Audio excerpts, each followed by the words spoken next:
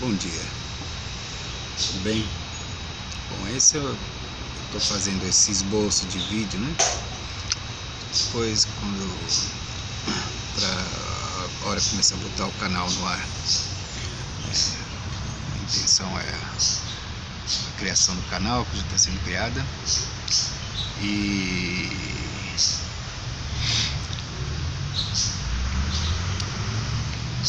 o canal. Ver aqui o melhor jeito. Então, e daí eu já vou fazendo os esboços, depois a gente grava bonitinho, né? Esse arruma um equipamento um pouco mais profissional. Eu não sei como que é esse equipamento, como vai ser essa filmagem, mas é um teste. Bom,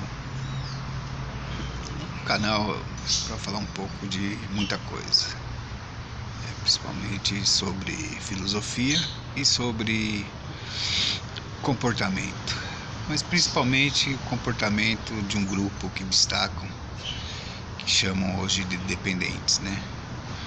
Na verdade, todos são dependentes de algum comportamento.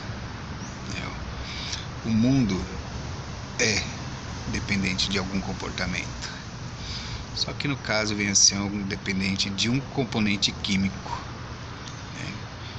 que não só é feito e formado através de uma química e ingerido, mas como traz uma transformação química muito grande no organismo de quem ingere esse tipo de produto, tá?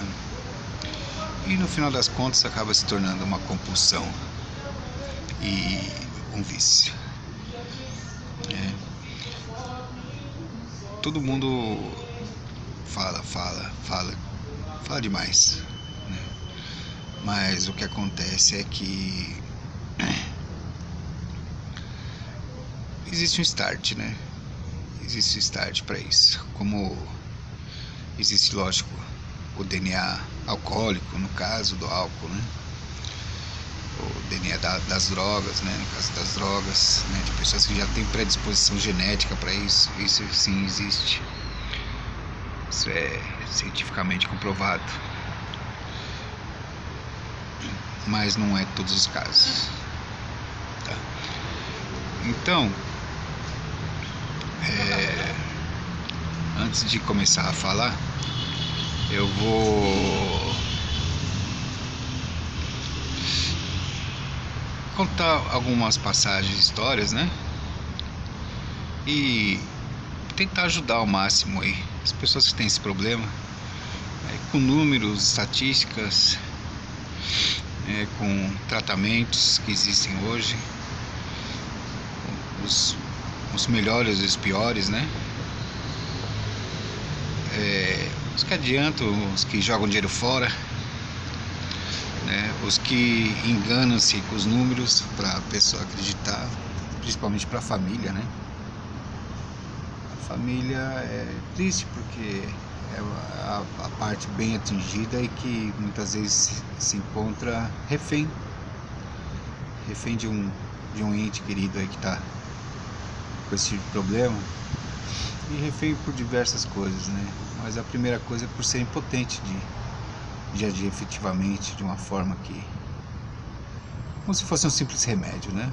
Umas gotinhas de pirona aí resolve a dor de cabeça. Não é assim, é bem mais complicado. Mas enfim, tem história muito legal, principalmente aí para a família independente, saber. Tem história muito legal da minha família, né? Eu tinha uma avó que, quando ela faleceu, quem cuidava dela era meu tio, por conta de uma história de família, de herança e tal. Meu tio ficou com herança e minha avó ficou na casa do meu tio, ficou tomando conta dele até o fim da vida. E meu pai viajava bastante, a gente mudava muito, então ele não podia ficar com a minha avó. E assim que meu tio faleceu, colocaram ela no asilo. A primeira coisa que fizeram foi colocar ela no asilo, a nora dela. E, bom, eu fui visitá-la algumas vezes, tal. Um lugar deprimente, ela vivia na cama, né? Usava fralda porque todas as necessidades eram feitas ali, não tinha condição no banheiro, ninguém acompanhava. Então já dava para saber o nível de tratamento que estavam dando nesse asilo.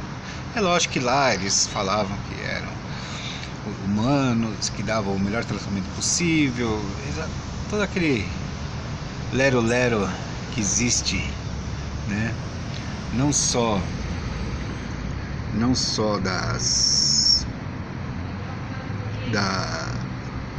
dos asilos, mas como de muitas instituições que chamamos clínica terapeuta principalmente e outras coisas mais, né? Até hospitais mesmo hoje em dia. Enfim, e a avó Marcelina, ela foi um dia, meu pai pegou e levou ela para casa, né? Chegando em casa, a avó, ela mudou, era outra pessoa, ou seja, ela começou a ter esperança, começou a ter o convívio social, começou a ter a família do lado, que para ela era muito importante, comecei a se sentir gente, comecei a se sentir querida, amada, né? Apesar de eu estar perto já dos 20 anos, ela contava historinhas pra gente. Ela era lituana, então ela ainda tinha até muito sotaque lituano, né? Muito interessante. Era uma convivência muito agradável. Fazia o que podia, tentava limpar uma panela, tentava fazer uma comida, fazia. Só que a gente, na época, nós tínhamos uma situação que não era muito... Era uma situação meio precária, né? Apesar de morar no pé da Paulista ali, né? O pai estava se recolocando no emprego, né? E nós morávamos, eu e minhas irmãs, né? Minhas duas irmãs, os três num quarto só, né? E a avó junto dessa vez. E, enfim, por ser cargas da água, minha mãe nessa época, sempre amei muito minha mãe, mas nessa vez aí ela, pra mim, ela falhou, né? Ela não levou o ser humano como devia ter levado, ter compreendido o ser humano da forma que era minha avó. Então o que ela fez, né?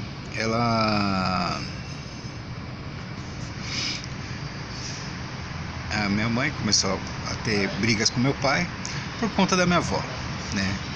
E a gente já estava apertado lá, a comida já era apertada e mais etc e tal. Enfim, acabou meu pai indo levar ela para o asilo, de volta, né?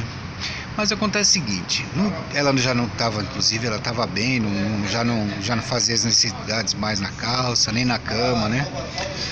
E aí o que acontece? Ela pegou, no dia que o meu pai, né? E ela estava passando roupa, ela passava toda a roupa e tal. E meu pai chegou para ela e falou assim: mãe, amanhã a senhora vai voltar para o asilo. Essa cena foi inesquecível para mim, né? Uma cena de mais de 30 anos aí, mas foi inesquecível, porque eu lembro muito bem a cara da minha avó. Lembro muito bem a cara de agonia, de desespero, de desprezo, como ela a vida dela não valesse nada, né? E ela fez muito, né? Fez muito para os filhos, principalmente, né? Que o meu avô morreu cedo, quando meu pai tinha 18 anos. Então ela que criou os dois, uma barra violenta, não falava português direito. E é uma outra história longa de vida dela que devia ter sido reconhecida na época. E meu pai, acuado, né, e também na dificuldade financeira, acabou voltando a minha avó no asilo. Mas naquele momento que ele falou, ela tomou um choque, e eu lembro muito bem do choque. E a partir daquele momento ela largou a roupa, passou mais umas duas peças e foi deitar, e na cama ficou, né? Voltou a urinar, a ficar na roupa, não conseguia levantar mais para comer, sabe? Ou seja, ela recaiu completamente. E isso aí me marcou muito, porque nesse momento eu disse para mim: eu nunca, mas nunca na minha vida deixei um parente, principalmente meu pai e minha mãe, num asilo. Nunca, né? E minha mãe faleceu cedo, com 66, meu pai com 78. Meu pai, um ano antes ali, a gente teve uma discussão muito grande sobre isso, porque ele falou: daqui a pouco eu já estou imprestável, eu vou para o asilo. A hora que me der na telha eu vou pro asilo, não quero ninguém me incomodando. E nisso aí eu comecei a discutir com ele. Falei, não, você não vai, né, eu vou estar sempre do seu lado, embora eu também possa não ser a melhor das companhias para você. Nós brigávamos muito, né? Nós tínhamos um ponto de vista diferente em quase todos os assuntos, inclusive política, que muita coisa ele não respeitava meu ponto de vista, e enfim. E a gente discutiu bastante esse dia, e eu contei para ele o que aconteceu com minha avó e a minha promessa, que eu ia cumprir, mesmo não podendo, sabe, cumprir direito, mesmo não tendo condições financeiras na época, né? Se bem que ele tinha a aposentadoria dele, mas não ia, nem que eu tivesse que ficar em casa cuidando dele, iria cuidar dele, mas pro asilo ele não ia, né? Então veja bem, né, às vezes a família próxima é a melhor coisa que tem para a pessoa, por mais que tenha acontecido, por pior que seja, né? A família é a melhor coisa, entendeu? A família, o apoio da família, né? É claro que tem horas que a família realmente não tem